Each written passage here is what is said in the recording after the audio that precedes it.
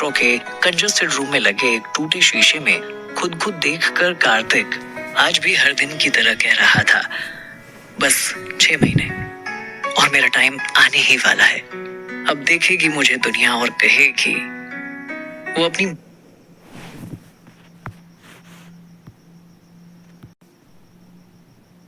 पहुंचकर बोला, कार्तिक जल्दी चल, तुझे पता है ना आज कॉलेज जल्दी पहुंचना है और तू ये सारा दिन शीशे के सामने खड़ा होकर क्या बड़बड़ करता रहता है।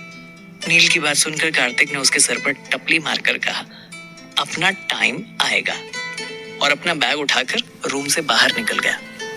क्या यार, तू भी ना फालतू का फिल्म ही होता रहता है, कहते हुए नील उसके पीछे चल दिया। कार्तिक मित्तल का नाम दिल्ली के फेमस हंसराज कॉलेज के टॉप स्टूडेंट्स के लिस्ट में शामिल था। दिखने में वो एवरेज और सिंपल था। बालों को एकदम सटीक तरीके से कंघी कर शर्ट का बटन ऊपर तक बांधे बिना किसी स्टाइल के वो हर रोज इसी तरह कॉलेज के लिए निकल पड़ता था। दिन भर कॉलेज अटेंड करने के बाद दिल्ली के हूट बिस्ट्रो बार में वेटर बनकर पार्ट टाइम जॉब किया करता था, जहां उसे रहने के लिए एक छोटा सा रूम भी दिया गया था। और उस छोटे से कंजस्टेड रूम को वो अपने दोस्त नील के साथ शेयर करता था। नील उसका क्लासमेट भी था। सुबह के 8 बज रहे थे। हर दिन की तरह वो दोनों नील की पुरानी स्कूटर पे बैठकर कॉलेज के लिए निकल पड़े थे, पर कुछ तो था आज जो अलग था। स्कूटर में बैठकर कार्तिक को रोजाना चलती हवाएं आज कुछ अलग महसूस हो रही थी। चेहरे से मुस्कुराहट जाने का नाम ही नहीं ले रही थी।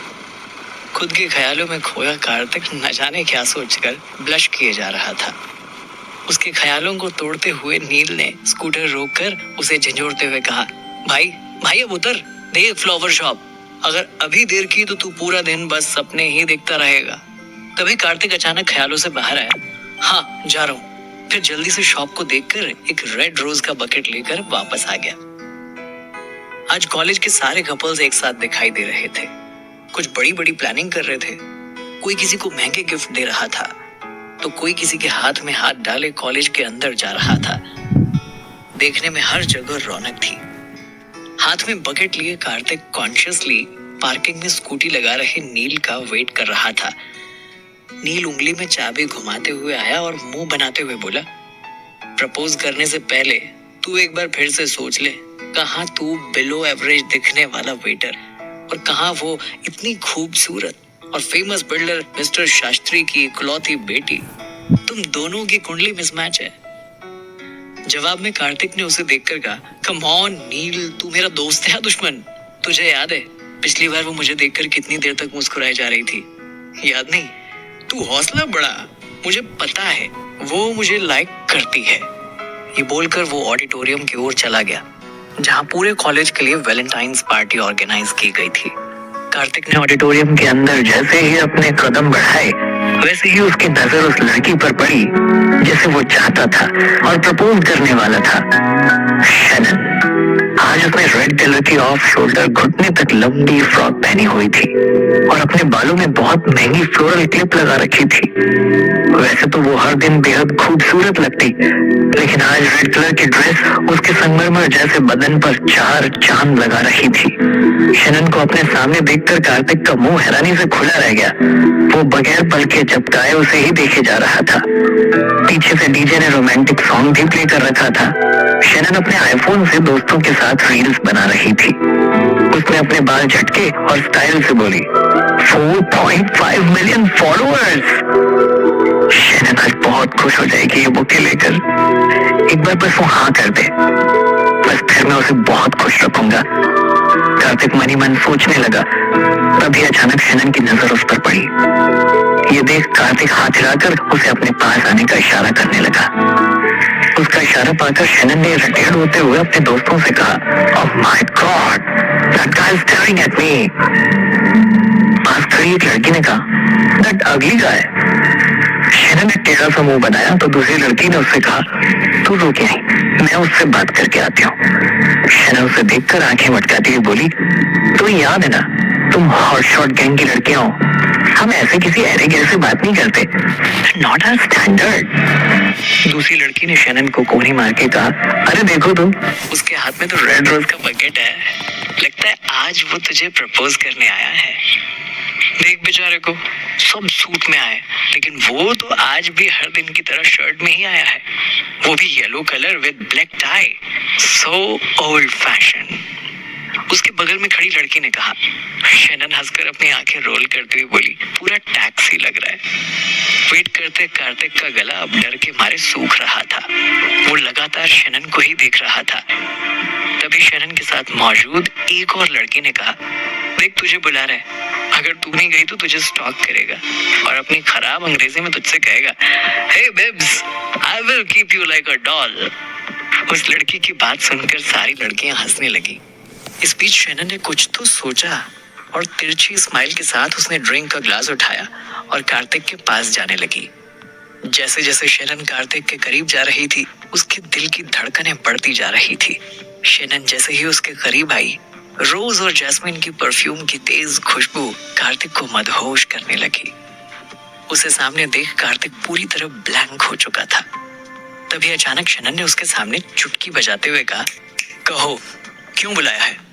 उसकी चुटकी से वापस होश में आए कार्तिक ने शर्माते हुए कहा, अगर तुम मुझे इस तरह देखोगी तो मैं कुछ कह नहीं पाऊंगा। शैनन ने अपनी आईब्रो और कंधा उचकाकर कहा, व्हाट? कार्तिक ने शैनन की ओर देखा और फिर हिम्मत जुटाते हुए एक सांस में घुटने पर बैठा और कह दिया, आई लव यू, और वो बुके उसके सामने कर दिया। उसके इतना कहते ही शैनन के फेस का एक्सप्रेशन चेंज हो गया। उसने गुस्से में डीजे की ओर इशारा कर म्यूजिक तुरंत बंद करवा दिया और उस बड़े ऑडिटोरियम में हजारों स्टूडेंट्स की भीड़ होने के बावजूद पिन ड्रॉप साइलेंस था।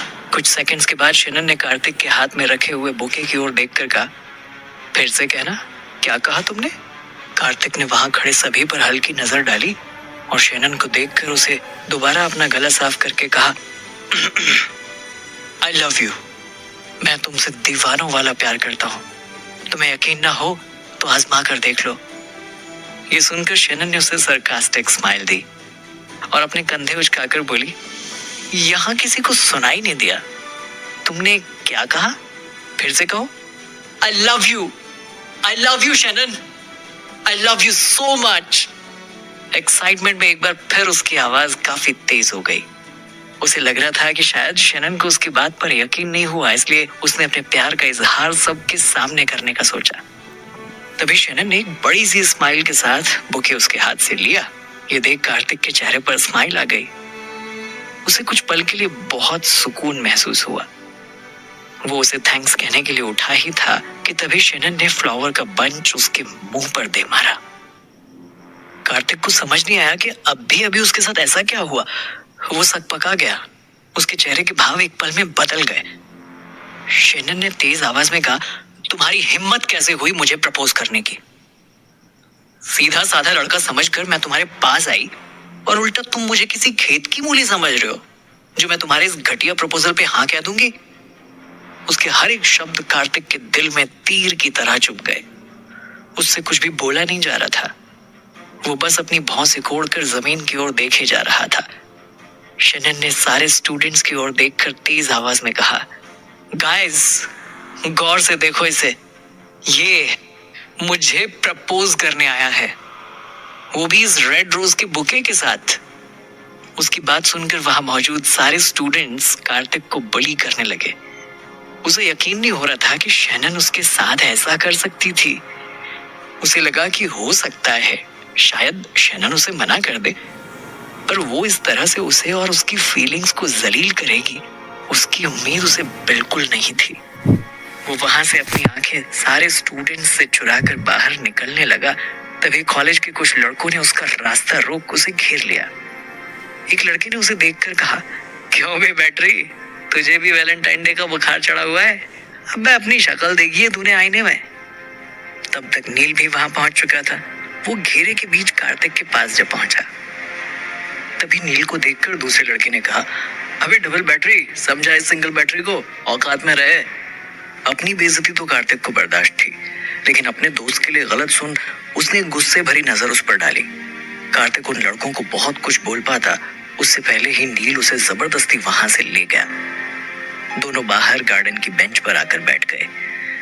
कार्तिक का दिल पूरी तरह से टूट गया था। कुछ देर तक कुछ न बोलने पर नील ने उसे समझाते हुए कहा, देख मैंने तुझे पहले ही समझाया था, शैनन तेरे लायक लड़की नहीं है। चुप्पी तोड़कर कार्तिक ने अपनी आंखों से आंसू पोंछते हुए कहा, सच बोल, मैं उसके लायक लड़का नहीं हूँ। वो कितनी प्यारी है, लेकिन मैं तो बस एक वेटर। उसके इतना कहते ही नील बेंच से उठा और तेज आवाज में बोला, वो चुड़ैल, वो तुझे प्यारी लगती है? इंस्टा से तो ज्यादा फिल्टर है उसके चेहरे पर। हैशटैग वाली लड़की है वो, शैनन शास्त्री। वो 15% डिस्काउंट वाली चिप्स का पैकेट है, जिसे खोलो ना तो धोखा मिलता है। और तू वेटर है तो क्या हुआ? भूल मत, तेरे इस भोले भाले से एवरेज फेस के पीछे जीनियस ब्रेन है। पैसा ही सब कुछ थोड़ी होता है। मेरे भाई, तेरे हाथ जोड़ता हूँ, संभल जा। उसे छोड़ यार, तू मेरे साथ वैलेंटाइन डे मना। इस पर कार्तिक ने कुछ नहीं कहा। उसे देखकर नील ने एक बार फिर से सीरियस होकर कहा, ओए देवदास, तू सुन रहा है ना मैं क्या बोल रहा हूँ? लड़की का चक्कर छोड़, पढ़ाई लिखाई पर ध्यान दे। अगर हम जैसे लड़के कुछ बनकर पैसा नहीं कमाए ना, तो जिंदगी भर कुंवारे ही रह जाएंगे। हम जैसों को किसी लड़की को पाने के लिए जिंदगी में एक्स्ट्रा मेहनत करनी पड़ती है। ये सुन कार्तिक अपनी जगह से उठकर कॉलेज के मेन गेट की तरफ जाने लगा। उसे यूं जाता देख नील ने जोर से आवाज देकर कहा, अबे मजनू की आखिरी पीढ़ी कहाँ जा रहा है? कार्तिक ने गहरी सांस लेकर कहा, वही जहां काम करने से मुझे 2 वक्त की रोटी नसीब होती है। नील ने अपने सर पर टपली मारकर कहा, अरे हाँ, मैं तुझे बताना ही भूल गया था। आज ओनर ने हमें जल्दी से बाहर आने के लिए कहा था। मैं भी आ रहा हूँ। बार में पहुंचते ही दोनों उसकी नजरों से बचने की कोशिश करते हुए चेंजिंग रूम की तरफ जा रहे थे, लेकिन तभी ओनर उनके पास आ पहुंचा और गुस्से में बोला, ये कोई टाइम है आने का? कहा था ना आज जल्दी आना है। आज तो कॉलेज में कोई पढ़ाई भी नहीं थी। उसके इतना कहते ही नील ने तुरंत बात बनाते हुए कहा, सर वो स्कूटर खराब हो गई थी, इसलिए लेट हो गए। Sorry sir. ओनर ने उन दोनों को घूर कर देखा और कहा, मैं तुम दोनों को काम करने का पगार देता हूँ, सॉरी बोलने का नहीं। कुछ ही देर में कॉलेज का ग्रुप आने वाला है। 2nd फ्लोर पर उनकी पार्टी चलेगी, उन्हें अटेंड करना है। कोई गड़बड़ मत कर देना। जी बिल्कुल सर, बोलकर कार्तिक बुझे मुंह से चेंजिंग रूम की तरफ चला गया। थोड़ी देर में 2nd फ्लोर पर काफी लाउड म्यूजिक बजने लगा। इस बात से अनजान कि वहां कार्तिक के कॉलेज के स्टूडेंट्स ही मौजूद थे, कार्तिक चुपचाप नोटपैड और पेन लेकर उस फ्लोर पर सबसे ऑर्डर लेने के लिए चला गया। तभी कार्तिक को वेटर की ड्रेस में देखकर कुछ लड़के एक बार फिर उसे छेड़ने लगे, लेकिन कार्तिक उन्हें इग्नोर करते हुए सीरियस होकर अपना काम करने लगा। वो एक एक कर सबसे ऑर्डर ले ही रहा था। इसी बीच उसकी नजर कॉर्नर टेबल पर पड़ी, जहां शैनन राहुल की गोद में बैठकर उसे किस कर रही थी। राहुल सक्सेना, जो कि कार्तिक और शैनन का सीनियर था, देखने में अट्रैक्टिव और एक बड़े खानदान से ताल्लुक रखने वाला एरोगेंट लड़का था। ये सब देखकर कार्तिक के दिल में दर्द सा उठा। तभी अचानक राहुल और शैनन की नजर उस पर पड़ गई। कार्तिक को सामने देख शैनन ने मुंह बनाते हुए राहुल को आज हुई घटना के बारे में सब कुछ बता दिया, जिसे सुन राहुल कार्तिक को देखकर जोर जोर से हंसने लगा और बोला, अबे बैटरी, तू तो वेटर निकला। तेरी औकात बिग बाजार वाली है और तेरे शौक बड़े महंगे शोरूम के जैसे हैं। कार्तिक को ये सब सुनकर गुस्सा तो आ ही रहा था। उसे पता था कि अभी कोई कदम उसकी नौकरी छीन सकता है और अभी उसे इस नौकरी की सख्त जरूरत है। इसलिए उसने एक बार फिर उन्हें इग्नोर करने की कोशिश की। कार्तिक को जलाने के लिए राहुल ने शैनन के गले पर अपने हाथ फेरते हुए कहा, देख, शैनन जैसी लड़की को तेरे जैसा वेटर नहीं, बल्कि राहुल जैसा हीरो चाहिए। इसलिए अपनी औकात में रह, नहीं तो कभी किसी लड़की को तेरे पास नहीं आने दूंगा। अब खड़े खड़े हमारा मुंह क्या देख रहा है? जाकर अपने बार की सबसे महंगी विस्की लेकर आ। इस पर ना चाहते हुए भी कार्तिक ने हाँ में सर हिलाया और वहां से चला गया। कार्तिक नीचे किचन के कैबिनेट तक पहुंचा। तभी उसके ओनर वहां आए और बोले, ओए सुनो, ये लेटर तुम्हारे लिए कोई देके गया था, पर पहले काम कर लो, फिर ये सब देखना। कैबिनेट को खोल रहे कार्तिक ने सोचा, क्या है मेरे लिए लेटर में, पर मुझे लेटर कौन भेजेगा? ऐसा सोचते हुए वो हाथ में लेटर और दूसरे हाथ में स्कॉच की बोतल लेकर लेटर पढ़ने के लिए दबे पांव अपने छोटे से कमरे की ओर चला गया। ऊपर सभी मस्ती में खोए हुए थे। शेनन ने राहुल को किस किया और बोली, देखो ना, आजकल कोई भी मुंह उठाकर तुम्हारी बेबी के पीछे पड़ जाता है। राहुल ने शेनन को देखकर कहा, आज उस वेटर को दिखाना ही पड़ेगा कि उसकी जगह कहाँ है। चला था मेरी बेबी को प्रपोज करने। तब तक कार्तिक वहां एक महंगी स्कॉच की बोतल लेकर पहुंच चुका था। उसके वहां पहुंचते ही राहुल ने उसे देखकर कहा, अपनी लाइफ में तूने इतनी महंगी स्कॉच नहीं पी होगी। चल, आज मेरी तरफ से तुझे टिप है, इस पूरी बोतल को एक सांस में खत्म कर दे। कार्तिक ने स्कॉच की बोतल राहुल के ठीक सामने कांच के टेबल पर रख दी और कहा, मैं शराब नहीं पीता।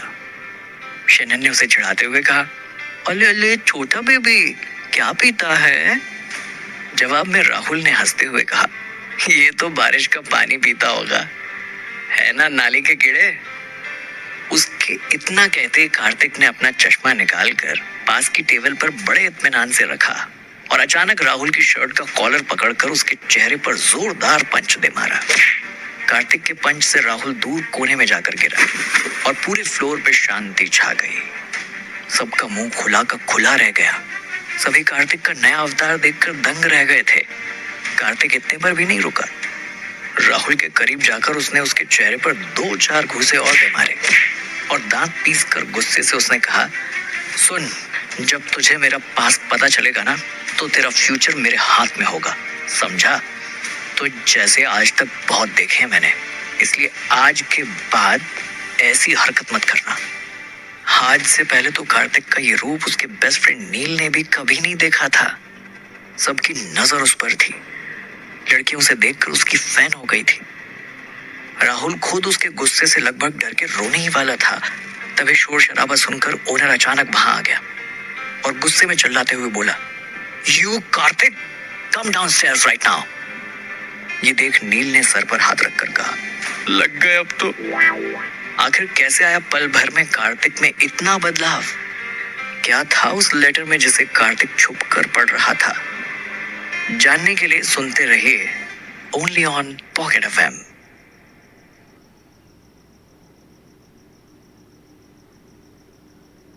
ओनर की तेज आवाज सुन कार्तिक ने राहुल का शर्ट का कॉलर छोड़ दिया और चुपचाप खड़ा हो गया। राहुल ने नाराजगी से ओनर से कहा, मैं कब से आपके इस बार में आता हूँ और जब भी आता हूँ लाखों के एक्सपेंसिव बियर और स्कॉच ही ऑर्डर करता हूँ, लेकिन इसके बदले मेरे साथ ये सुलूक हुआ। आपके इस बदतमीज 2 कौड़ी के वेटर ने मुझ पर हाथ उठाया। मैं ये बदतमीजी बिल्कुल बर्दाश्त नहीं करूंगा। अब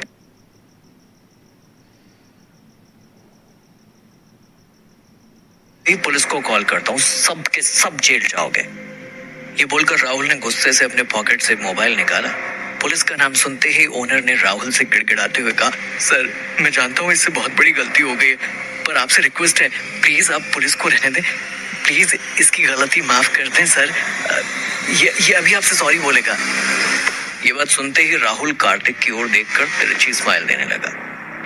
नील ने ऑनर से कहा, सर, कार्तिक की कोई गलती नहीं थी। इस राहुल ने अपनी खुन्नस निकालने के लिए इस पर स्कॉच की पूरी बोतल पलटा दी और फिर झगड़ा शुरू हुआ था। ओनर ने जोर से उसे डांटते हुए कहा, यू शट अप। तुम क्या कार्तिक के लॉयर हो जो उसकी बदतमीजी पर पर्दा डाल रहे हो? फिर उन्होंने कार्तिक की ओर देखते हुए कहा, सर से माफी मांगो इसी वक्त, वरना मैं तुम्हें नौकरी से निकाल दूंगा। ये सुन शेनन ने सरकास्टिक स्माइल के साथ राहुल को देखा। साफ पता चल रहा था कि वो दोनों ओनर की बात से कितना खुश थे। कार्तिक ने लंबी सांस ली और कहा, मैं इससे माफी नहीं मांगने वाला, मेरी कोई गलती नहीं थी।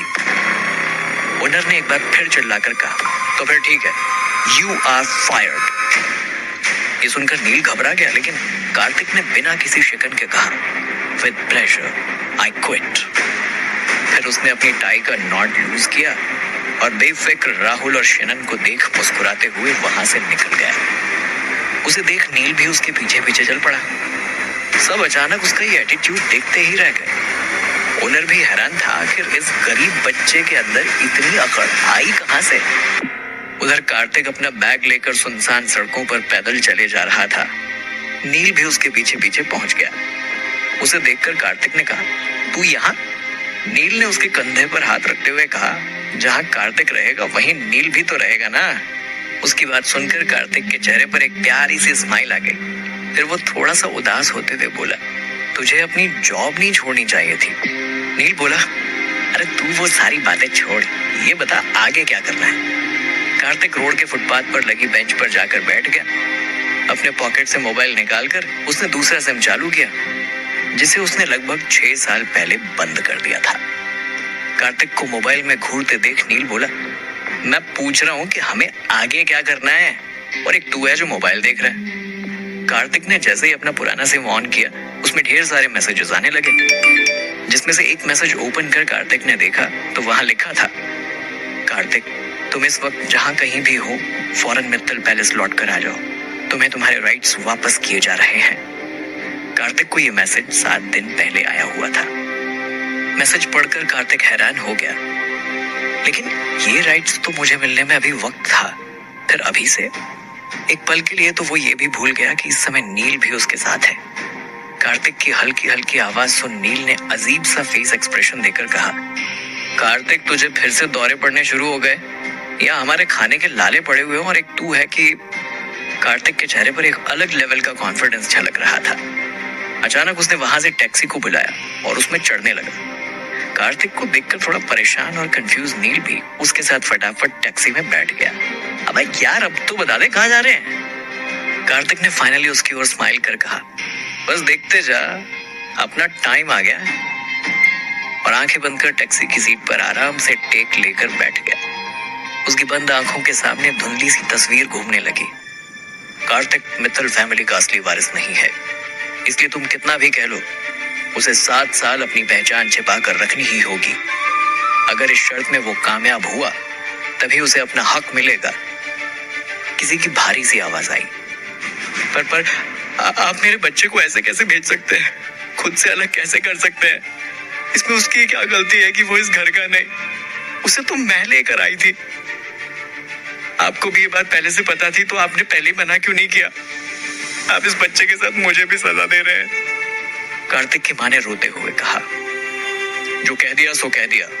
अगर इस घर के लायक बनना है तो उसे इस दौर से गुजरना ही पड़ेगा। हम एक बच्चे के चलते इस महल के नाम पर आंच नहीं आने देंगे।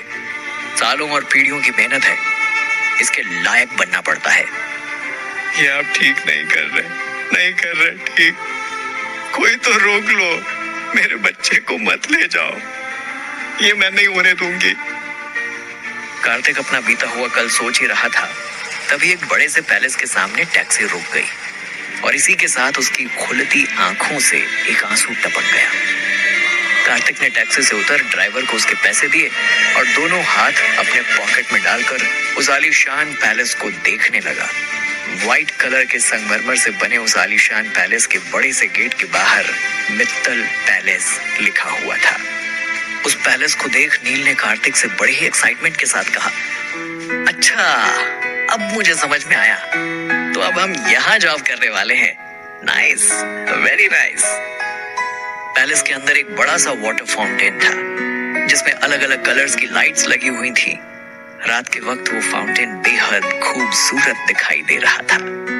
साथ ही आसपास बहुत बड़ा गार्डन भी था, जिसे देख कार्तिक वहां रुक गया। उसे रुका देख नील ने कोहनी मारकर धीरे से कहा, अब तू ये मत कहना कि तू गलती से यहाँ आ गया। देख यार, मैंने यही नौकरी करने का मन बना लिया, अब बस। तभी वॉचमैन भागते हुए उन दोनों की तरफ आया, अपने जेब से निकालकर एक चाबी कार्तिक को पकड़ाते हुए बोला, वेलकम बैक प्रिंस। कार्तिक उसकी तरफ देखकर हल्का सा मुस्कुरा दिया।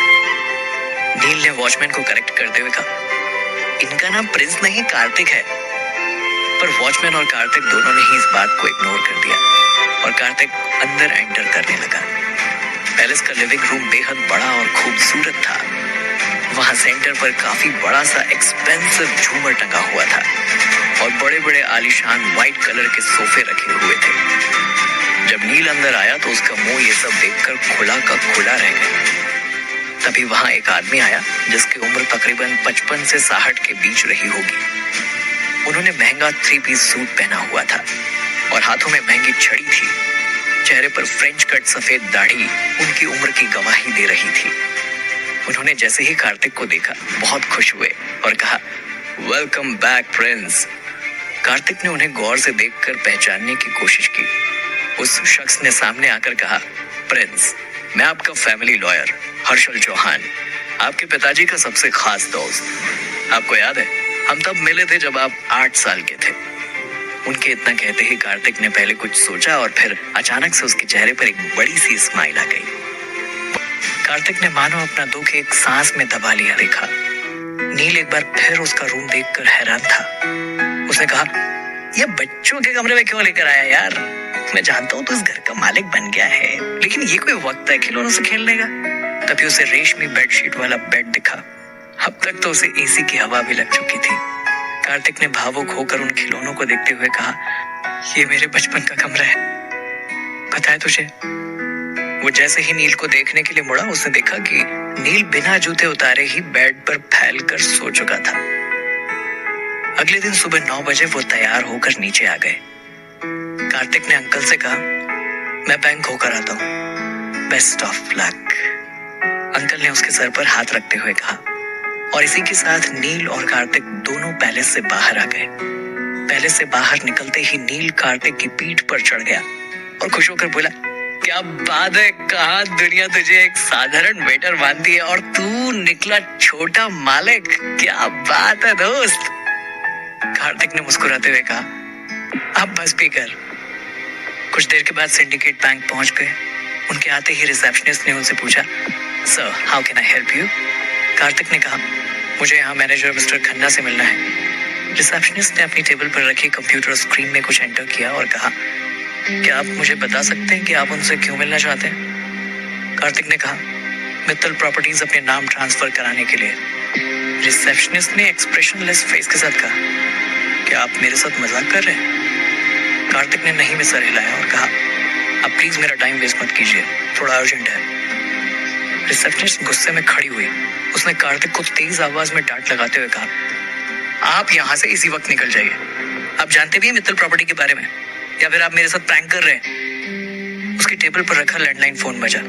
उसने जैसे ही फोन रिसीव किया, दूसरी ओर से बैंक मैनेजर मिस्टर खन्ना ने कहा, अभी कुछ देर में मिस्टर कार्तिक मित्तल आने वाले हैं, मिस्टर चौहान ने उन्हें भेजा है, उनके आते मुझे इन्फॉर्म कर। ये बोलकर उन्होंने फोन काट दिया। ये सुन रिसेप्शनिस्ट ने कार्तिक की ओर देखकर कहा, आपका नाम? कार्तिक ने कहा, कार्तिक मित्तल। और आप? ये सुनकर रिसेप्शनिस्ट हड़बड़ा गई। एक लंबी गहरी सांस लेकर उसने कहा, शेफाली। क्या? आपको चौहान सर ने भेजा है?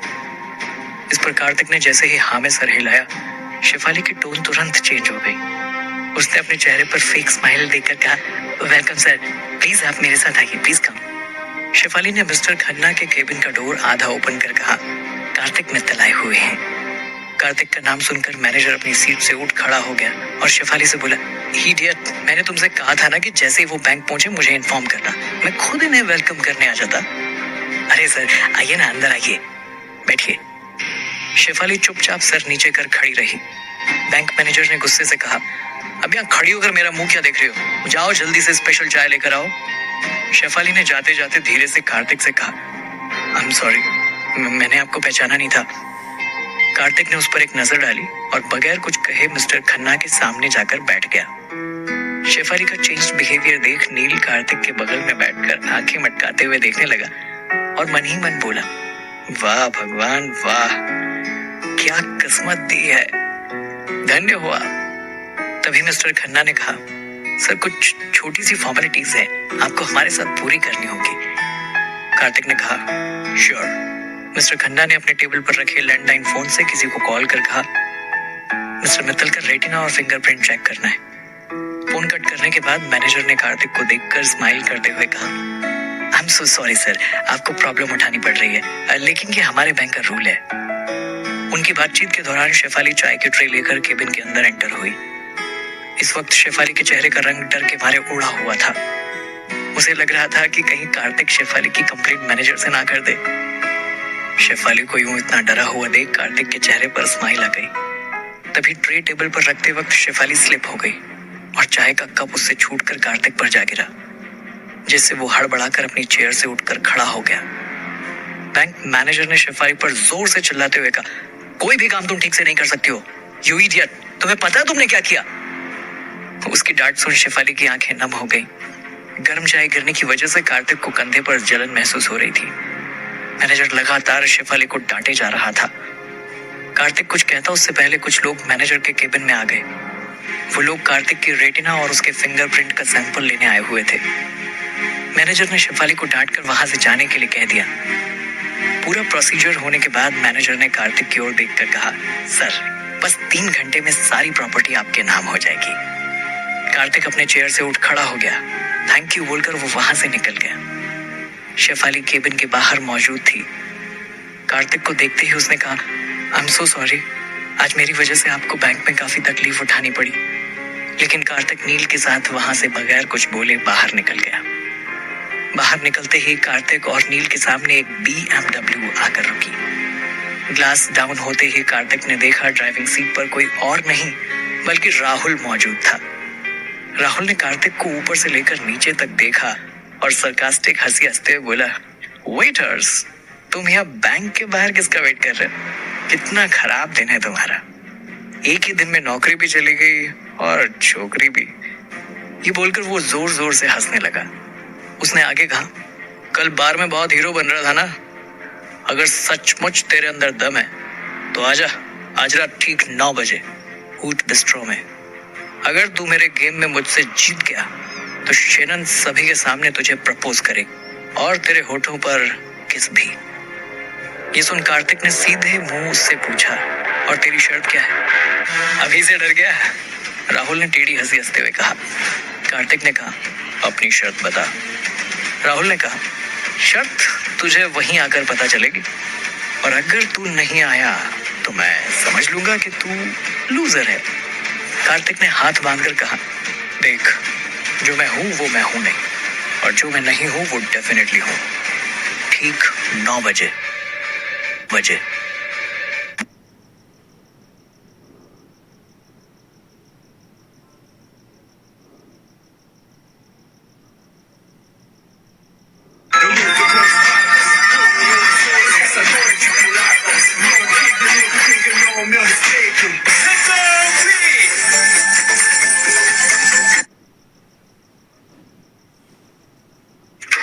राहुल ने अपनी कार स्टार्ट की और काफी तेज स्पीड से वहां से निकल गया। उसकी गाड़ी की तेज रफ्तार की डस्ट में नील ने खांसते हुए कार्तिक से कहा,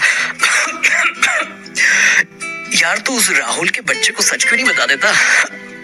कार्तिक अपने बालों को पीछे करते हुए स्माइल कर रहा था और कहा, उसने हमारे साथ जो किया है उसकी तरफ से जवाब भी दिया जाएगा। नील कंफ्यूज था। उसे कार्तिक की बात समझ नहीं आई। कार्तिक ने उसके कंधे पर हाथ रखा और टैक्सी को रुकने का इशारा किया। टैक्सी के रुकते ही वो दोनों वहां से निकल गए। कुछ देर बाद जब वो पैलेस पहुंचे, लिविंग रूम में चौहान अंकल कुछ लोगों के साथ मौजूद थे जो कि एम्प्लॉयज थे। उन सब ने महंगे सूट पहन रखे थे। चौहान अंकल ने जैसे ही कार्तिक को देखा वो अपनी सीट से उठकर खड़े हो गए और उन्होंने कहा, आइए कार्तिक। एम्प्लॉयज भी उन्हें देखकर अपनी सीट से खड़े हो गए। अंकल ने कहा, आपके एम्प्लॉयज यहाँ आए हुए हैं, उन्हें कुछ डॉक्यूमेंट्स में आपके साइन चाहिए। एम्प्लॉयज कार्तिक और नील को उनके सिंपल कपड़ों की वजह से थोड़ी अजीबोगरीब नजर से देख रहे थे। वो लोग यकीन नहीं कर पा रहे थे कि वही कार्तिक मित्तल है जो अब उनका नया बॉस है। सिचुएशन समझते ही चौहान अंकल ने कार्तिक और नील को देखकर कहा, मैं समझ सकता हूँ, आप दोनों काफी थक गए होंगे, आप चाहें तो आराम कर सकते हैं। ये डॉक्यूमेंट्स मैं आपके कमरे में भिजवा दूंगा। इस पर कार्तिक ने एक नजर उन एम्प्लॉयज पर डाली और हाँ में सर हिलाकर वहां से चला गया। वहां से निकल सीढ़ियों से होकर वो दोनों बड़े कॉरिडोर में पहुंचे जहां मित्तल फैमिली की फैमिली ट्री पिक्चर लगी हुई थी, जिसमें एक कॉर्नर पर फ्रेम की जगह खाली थी। उस खाली जगह को देखकर कार्तिक कुछ पल के लिए वहीं ठहर गया और उस जगह को बड़े गौर से देखने लगा। नील ने उसके कंधे पर हाथ रखकर कहा, क्या हुआ, तू यहाँ क्यों रुक गया? फिर नील ने नोटिस किया कि वहां कार्तिक की तस्वीर मिसिंग थी। कार्तिक ने कुछ नहीं कहा और वहां से अपने नए बेडरूम की ओर चला गया। उसके जाने के बाद नील ने अपना पर्स निकाला जिसमें नील और कार्तिक की साथ में एक पिक्चर थी। उसने उसमें से अपनी तस्वीर फाड़कर कार्तिक की तस्वीर वॉल्ट कर दी तो ये चांस मेरे हाथों से निकल जाना था। माँ के जाने के बाद मुझे लगा कि अब कुछ चाहिए ही नहीं, पर उनका मेरे लिए इतना प्यार देखकर ऐसा करना और यहाँ वापस आकर इस घर का हिस्सा बनना ही मेरे लिए एक इकलौता मकसद बन गया। ये बोलकर उसने गहरी सांस ली और कहा, बस इसलिए मैंने कभी अपनी सच्चाई किसी को नहीं बताई नील बड़े गौर से उसकी बातें सुन रहा था। उसने अपनी आईब्रो उचकाकर कहा, बड़े लोग बड़ी बातें। खैर वो सब तो छोड़, अब ये सोच कि शैनन के सामने तेरी सच्चाई आएगी तो वो क्या करेगी मेरे भाई। ये बोलकर नील कार्तिक के फेस एक्सप्रेशन को नोटिस करने लगा, लेकिन उसके चेहरे पर कोई भाव ही नहीं थे। उसने अपने बेडरूम में लगी बड़ी सी विंडो ओपन कर दी, जहां से लगभग सारा दिल्ली नजर आ रहा था। नील ने भी उसकी चुप्पी को इग्नोर कर दी और शॉवर लेने चला गया।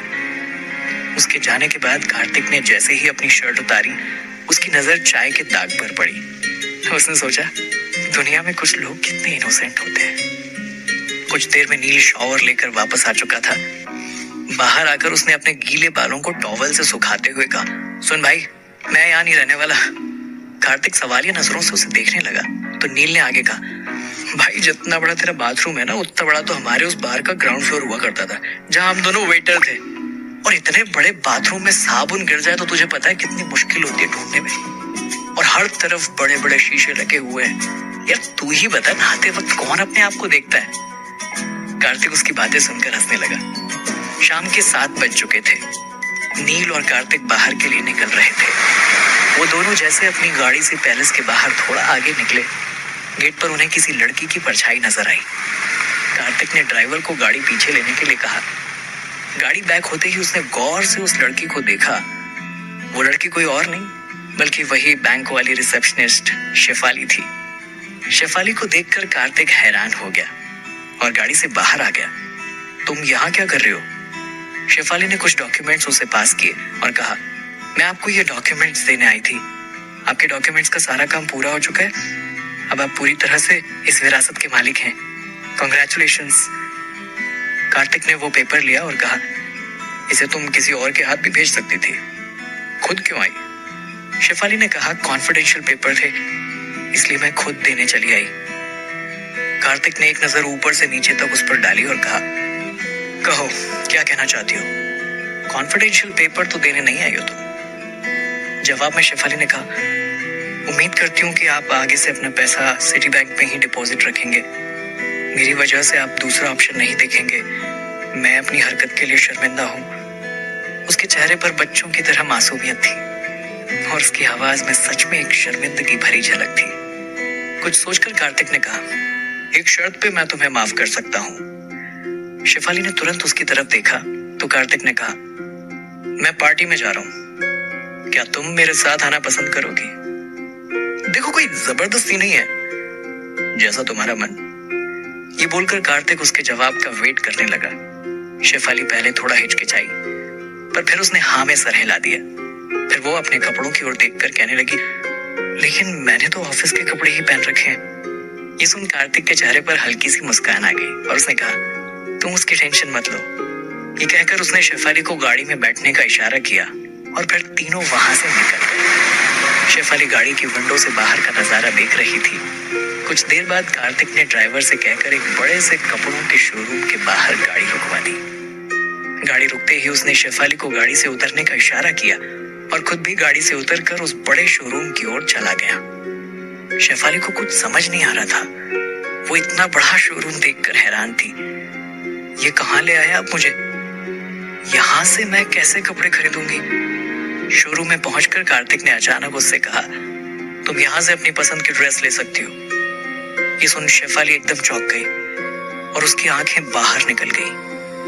वो कुछ कह पाती उससे पहले उसके पास शोरूम में काम करने वाली एक लड़की पहुंच गई और शेफाली को वहां से दूसरे फ्लोर पर ले जाने लगी। कुछ देर के बाद शेफाली सेकंड फ्लोर से नीचे आई और चुपचाप कार्तिक के पास आकर खड़ी हो गई। कार्तिक बड़े से सोफे पर बैठकर मैगजीन पढ़ रहा था। शेफाली की आहट आते ही कार्तिक ने उसकी ओर देखा। इस वक्त उसने ब्लैक कलर की बैकलेस शॉर्ट ड्रेस पहन रखी थी, जिसमें वो बेहद प्यारी लग रही थी। कार्तिक ने बिल्कुल नहीं सोचा था कि शेफाली इतनी प्यारी भी लग सकती है। उसने कॉम्प्लीमेंट देते हुए कहा, अच्छी लग रही हो। उसने अपने कार्ड से पेमेंट की और शेफाली को लेकर वापस कार में आ गया, जहां नील ड्राइवर के साथ पहले से उनके आने का इंतजार कर रहा था। रात के 9 बजने ही वाले थे। फूड बिस्ट्रो में राहुल अपने दोस्तों के साथ बैठा हुआ था। उनके साथ शैनन भी मौजूद थी। राहुल के साथ मौजूद एक लड़के ने अपनी घड़ी में टाइम देखा और कहा, यार कहीं बेचारा कार्तिक डर के मारे कांप रहा होगा।